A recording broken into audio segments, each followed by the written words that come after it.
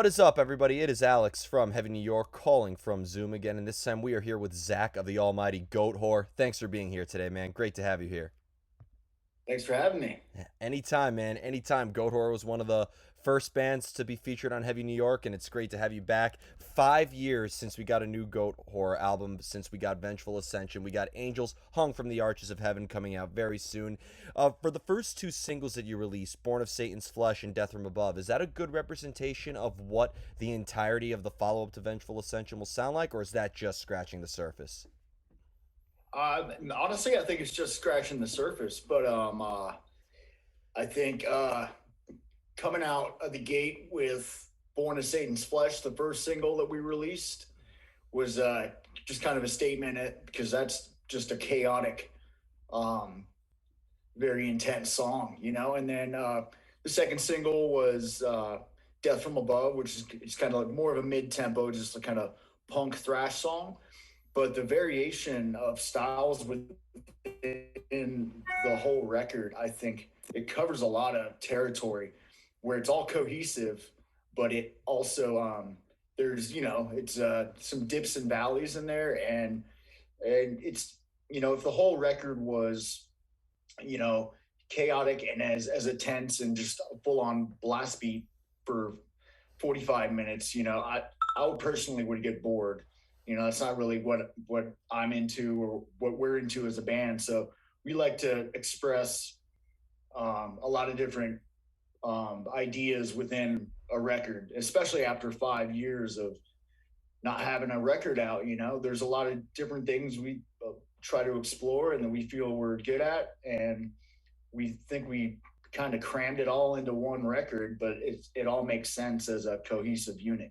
Definitely, 100%, and I couldn't agree more, and I cannot wait for the rest of the world to hear this album. I'm trying, like, in vain not to spoil it for the other listeners on this channel. Right on. Did you consider it, being that it was 5 years, did it just feel like you were kind of picking up after Vengeful Ascension, or is Angels Hung from the Arches of Heaven meant to kind of be like a new beginning or signify a new era for Goatwhore in a way?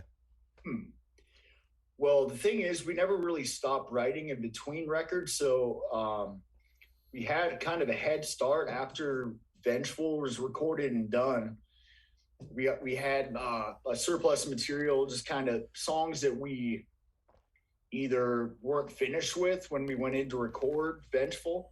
We just kind of put aside, like, all right, we'll keep working on that later. And so we kind of had a starting point to officially start working on this current record. So things kind of carried over a little bit. Some ideas, a few ideas we kind of just kept tinkering around with, and that was the starting point. But then, COVID happened, which kind of delayed the progress of everything, and also gave us. We kind of used that time to our advantage to,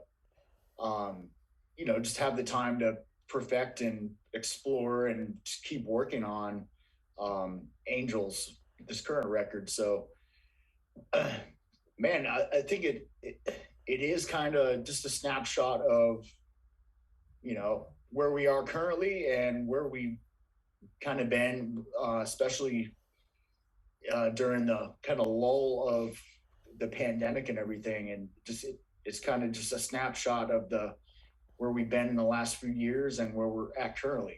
I gotta tell you, Goatwhore's music has made a little too much sense over the last couple years. In 2020, we were celebrating, 20 years of Relationship of Command by At the Drive-In, Hybrid Theory by Linkin Park, Of One Blood by Shadows Fall. But I think with the title like The Eclipse of Ages into Black, I think that title alone made too much sense to celebrate the 20-year anniversary of during the lockdown times. Yeah, it was kind of a foreshadowing, the turn of the millennium. That first record was like, all right, let's see how dark things can get in the next 20 years, and they continue to keep sliding into darker territory. So yeah, crazy. Definitely, definitely. And now, correct me if I'm wrong, but actually, A Haunting Curse was your first album with Goatwhore, right?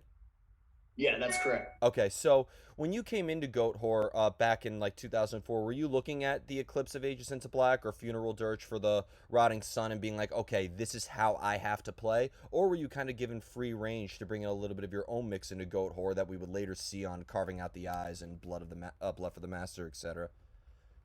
When I joined in 2004, I was already a huge fan of the first two records, and so basically, I kind of, within having my own style and them allowing me to kind of bring my own ideas, I kind of came into the band as wanting to respect the kind of guidelines and confines of what the band did.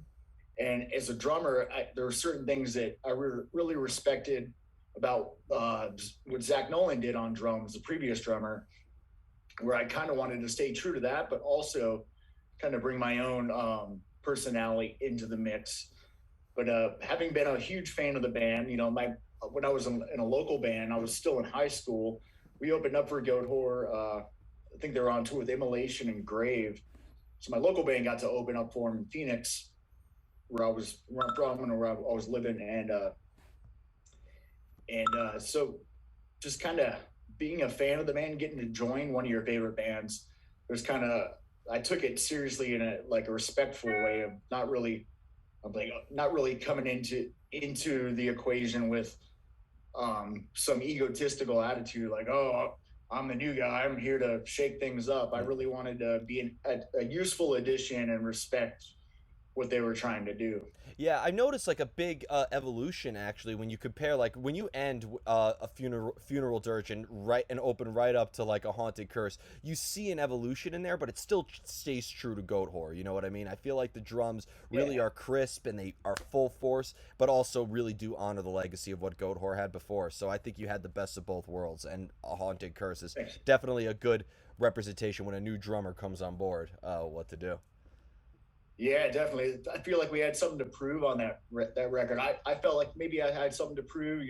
I was 17 years old, so I was stoked about everything. So I really wanted to do my best, and the rest of the guys too. It was the first record on a new label. We just signed a Metal Blade, so it felt like there was, everybody had that, aggression of, having something to prove and really wanting to come out of the gate, swinging. So I think we accomplished that with that record for sure. Definitely. As a drummer, have you always needed to hear music before you started laying down the rhythm and the beats and everything incorporated? Or have you ever, throughout a Goat Horse career or any project you've been involved in, ever had like a whole drum pattern written down that maybe the band would write over? Sometimes, yeah. Sometimes, I'll have like a, something in my head that I've been wanting to screw around with, and so I'll present it to Sammy, and then that'll birth like a string of ideas that just come out of that single idea that turns into a whole song, or vice versa. Sometimes Sammy will have something, and then we'll demo it out like right on the spot. And normally, like whatever I come up with, like right off the bat, just like structurally and just the meat of the idea on drums, like that initial demo of just having heard a song or a riff or an idea, when I come back to it, that it's always the first thing I normally come up with is normally like I don't know, like maybe I don't feel like I need to stray too far from it. Maybe, add a little flair here and there, but sometimes you just got to trust your instincts. And normally if you overthink things too much, it can hinder something. But normally sometimes what you feel right off the bat with an idea is the most natural, and you should kind of stick with it. Yeah, and of course, like I think Goatwhore, because you guys are completely relentless, full force, but even you still like vary a bit in tempo. Like I remember, "Constricting Rage of the Merciless." That was my first time listening to Goatwhore before I dived into the rest of the catalog. And going from "Baring Teeth for Revolt" to a song like "Cold Earth Consumed and Dying Flesh," which is a little bit more slower and doomier. Like, do you almost feel Yeah, like it's expressing a different energy depending on the tempo of a song? Is like each tempo a representation of a different emotion in a way? for sure. Yeah, and that's something we're pretty conscious of, and especially as a drummer, it's something it's one of those kind of tools at your disposal to, you know, just the ability and being conscious of altering time. And it's just an aspect of music that can make or break a song depending on the song, or and something that it's just a tool at your disposal, and something you need to be conscious of and experiment with and find like the right tempo for a song that makes it the best it can be. Hmm. But yeah, as far as like, on constricting, I mean, there's, I think maybe the fastest song might be like 210 or 220 BPM, and then the slowest being Cold Earth, which I think is like 85 or 90, just a really slow kind of plodding tempo.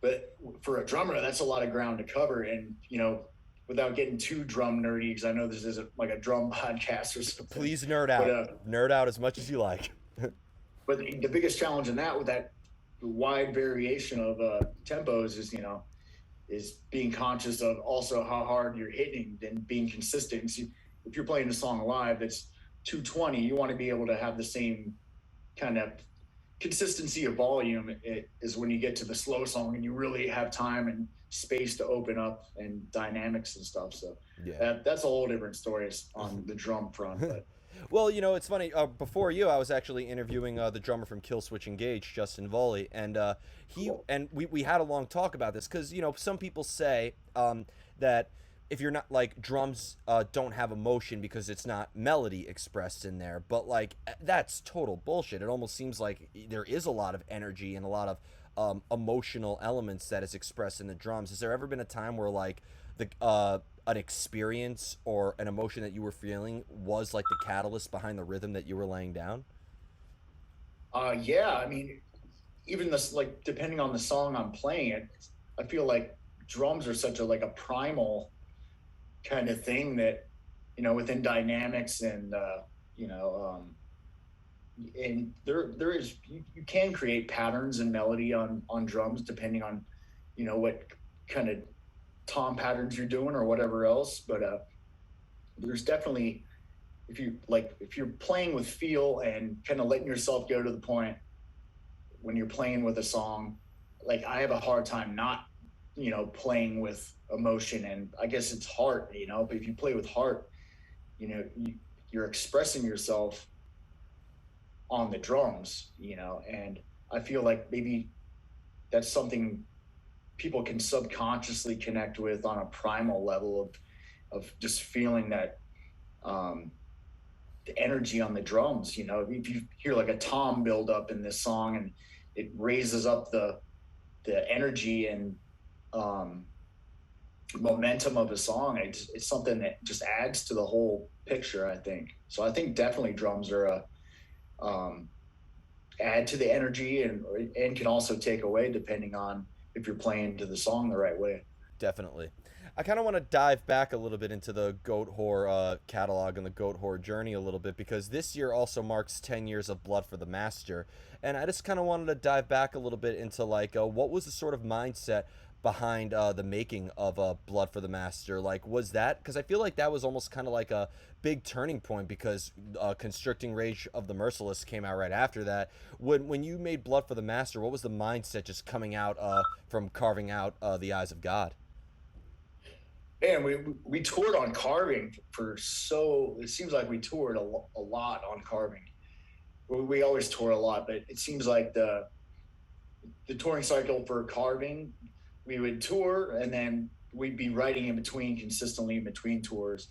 So there wasn't like a long break between touring for Carving until we went in the studio to record Blood for the Master. So it was like right in between tours, and we had this good momentum of doing that. And also everything was just kind of, everybody's heads were in a good place during that time, and it just happened pretty naturally, and it was a pretty seamless transition into that album. And I think the material just kind of evolved on its own too.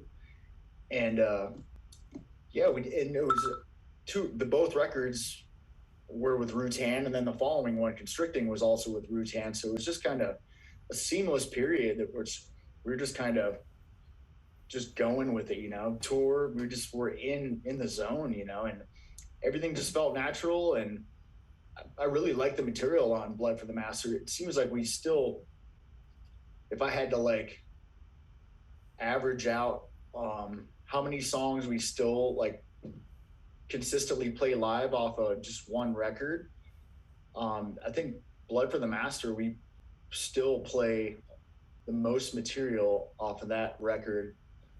You know, aside from like a current record that's out, you know, eventually we'll play more material off of that. But Yeah. it seems like we always the the songs off Blood for the Master just translate well live, I think. So, and a lot of people are into them, and so yeah, it was a good record, and I like it a lot, man. It is an awesome record, but I'd imagine it gets harder to put a set list together with every album you play out, right? Because you have diehard fans. You know, there's always like that one fan who wants like that deep cut demo off of the Eclipse or a Haunting Curse or something Yeah, like that. yeah, it is tough, but I guess there's worse problems to have. You know, you could have you could have songs nobody wants to hear or not enough material. So I'll take having too much over not enough. Definitely. And you know, I think the way that you guys write is like really representative. Like the number one word I use to describe Goatwhore is relentless. Like I think you guys are even when you play a slower tempoed song, you always keep this relentless darkness that you immerse a listener in. And I think the way that you know you tour off an album and you start writing, touring and writing, like you keep the relentless aspect of your band going. I feel like relentless is not just your sound, it's a way of life for Goatwhore. I fully agree, man. It's like currently in my email yesterday, I got version 2 of the second track from Sammy that we're already starting to work on for the next thing. Mm-hmm. So I'm flying down there to New Orleans next weekend, and him and I are going to get together and start jamming some new stuff. And this record isn't even out yet, so it's just cool to always have something that we're working on, and it just kind of keeps us looking forward and not to get stagnant. You know, because it'd be easy to just be like, all right, well, we got a record coming out, and let's just not think about new stuff for a year. But you know, that would just make getting back into that writing mode even that much harder without, you know, once you know, it's, I guess the mind and your writing ability is kind of like a muscle, and you got to keep using it for it to thrive, I guess, and that's what we try to do. Definitely. I've also not only in addition to like seeing Goatwhore a bunch of times, I've always seen you guys play at a variety of different type of venues as well. One minute I'm seeing you guys play at a wedding at Lucky 13 Saloon, but I also see you guys play at Irving Plaza, which is, you know, like a bigger venue, barricade and stuff. And, you know, I've seen you play a variety from the intimate to the massive. Does the Goatwhore maybe like experience change depending on like the atmosphere or the environment that you're playing in? um I guess to us, it's it's very cool to be able to bounce back between any situation, you know, venue wise, and I enjoy being able to do that. But I think we definitely collectively like the energy of a small place with a there's no barricade and the crowd's just right there, and it's more of a just the energy that is kind of suits what we do a little more. But also we love playing big places. Like the last time we did Psycho Vegas, we played in the arena, you know, which is cool. And it's cool to know that, you know, the music can translate in any situation. And I always joke about, you know, if the place has a power outlet, and you know, we'll play there. You know what I mean? So, and it's just cool to be able to be adaptive to whatever situation, and we always try to bring the same energy. But I guess if you're playing a huge place or like the arena at Psycho, it's like I remember we did kind of tailor the set a little bit. We're like, all right, well, you know, this super busy fast song might not translate so well in a you know, huge arena. So we kind of did, you know, tailor things a little bit, not to water it down, but just to, you know, adapt to the size of place we're playing. But I think collectively we do enjoy the vibe of a smaller, more in-your-face performance when Ben's hovering over the front of the crowd and he's dripping sweat on you, and Sammy's snarling at you, and I could just, you know, throw out a drumstick and hit someone in the forehead. I mean, Not that I would do that, but Yeah. I think the smaller vibe is definitely more our style. But The we love it all. when we're swapping sweat, that's what I call it. Yeah. I have two more questions for you. But when it comes to playing live, is there maybe a similar energy that you channel into your live presence as you do when you are songwriting, being that you always are writing? Or do you consider playing live a completely separate art from either writing or rehearsing, etc.? Because you are, in a way, looking at the same symbol and the same kit the whole time. So I was wondering if there is like a separate mind frame to the setting. Oh, definitely. I mean, I guess when we're writing, there's a lot more thinking going on. It's like I'm not fully, you know, used or comfortable with the music and don't fully know it yet. We're still changing things around. So I'm sitting there and I'm thinking about, all right, that's the sixth time we do it. It goes two more, and then we switch to that part. So by the time we're playing these songs live, um, I'm not thinking about it. It's so ingrained in muscle memory, and I can kind of switch my mind off to get in that kind of flow state to where I'm just fully, my mind is kind of somewhere else, and I'm just playing. And so by the time you hear us play a song live, everybody in the band is fully rehearsed it a million times, and we know, what's going on. But yeah, definitely writing is there's a lot more thinking going on, and rehearsing there's definitely a lot more thinking going on. But and we rehearse a lot too. So anytime you see us live, unless we're having a bad night and totally fuck something up, we're pretty up on our game. 100%. As somebody who's seen Goatwhore, I think like 6 times at this point, which is an awesome number. I may not want to see you anymore after that, but I'm kidding. But like, it almost seems like you guys are always on par in what you're doing. You guys just sound so tight. Because I feel like Goatwhore does have like a sort of like a punk rock aspect behind it, which like because you guys are raw, you play dirty, intimate venues, you guys are fully relentless. That like I think it can almost be somewhat forgivable if somebody botches a note or goes off time for like a brief second. But you guys are so tight. It's like it's really impressive that a song's so intense. It seems like that there's no room for error.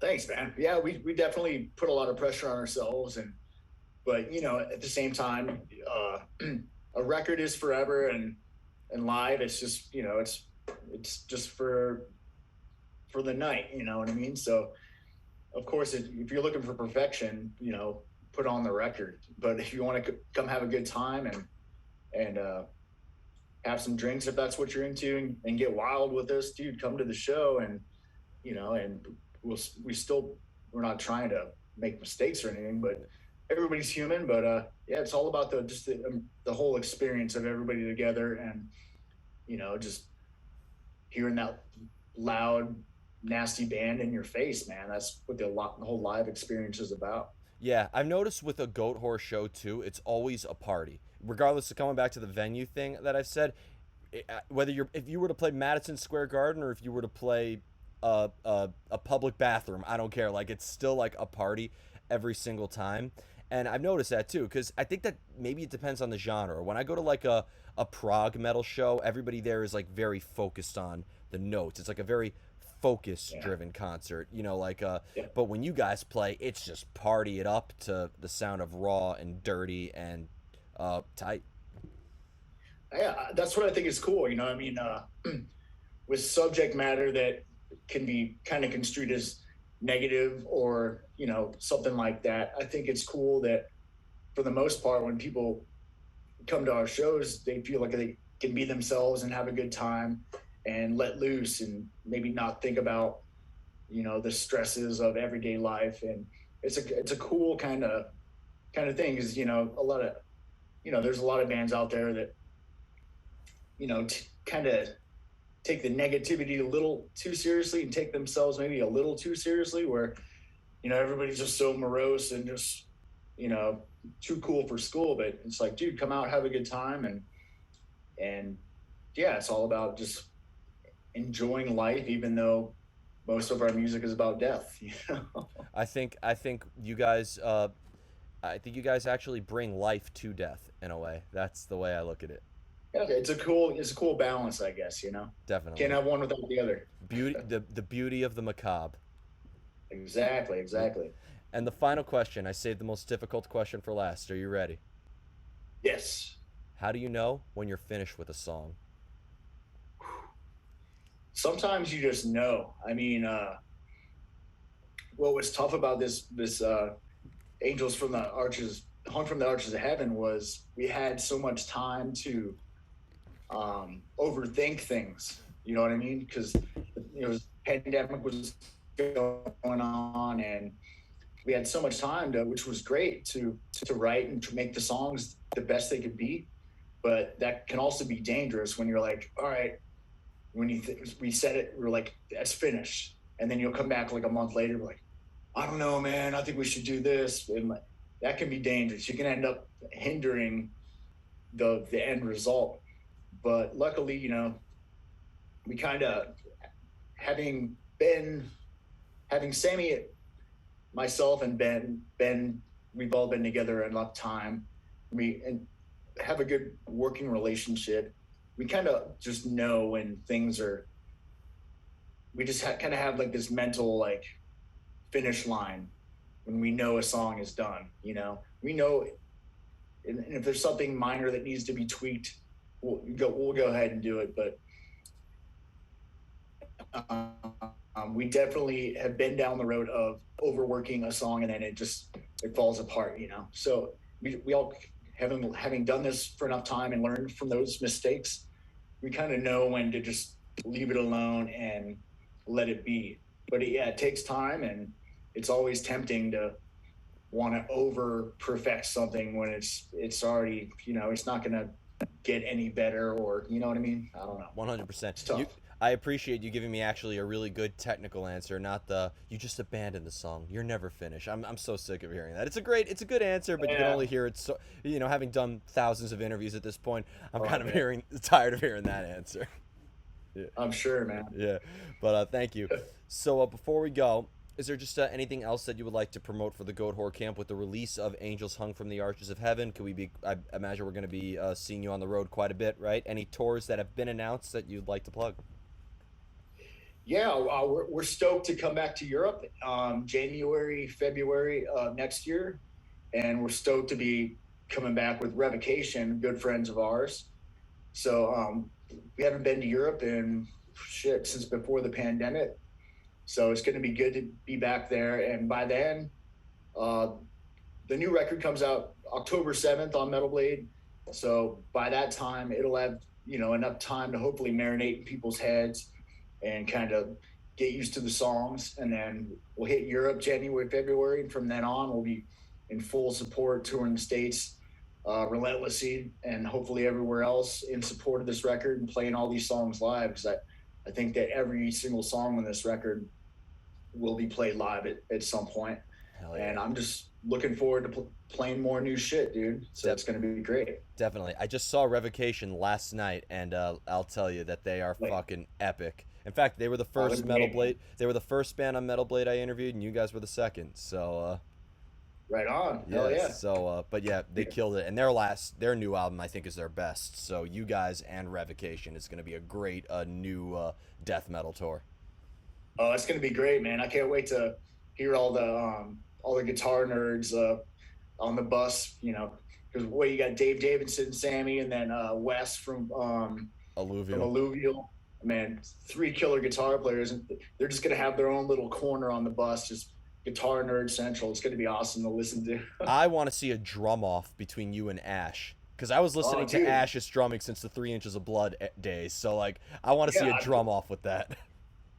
We toured a 3 inches a shitload back in the day. So me and Ash go way back, and he's one of my best drum friends. So man, yeah, it's gonna be a fun tour with just killer musicians and killer music, man. It's gonna be great. Hell yeah. Well, thank you so much, Zach. Everybody, we are here with Zack of the almighty Goatwhore. Angels Hung from the Arches of Heaven, out October 7th via Metal Blade Records. Be sure to pick that up. We will see you next time on Heavy New York. Oh yeah, thank you, brother.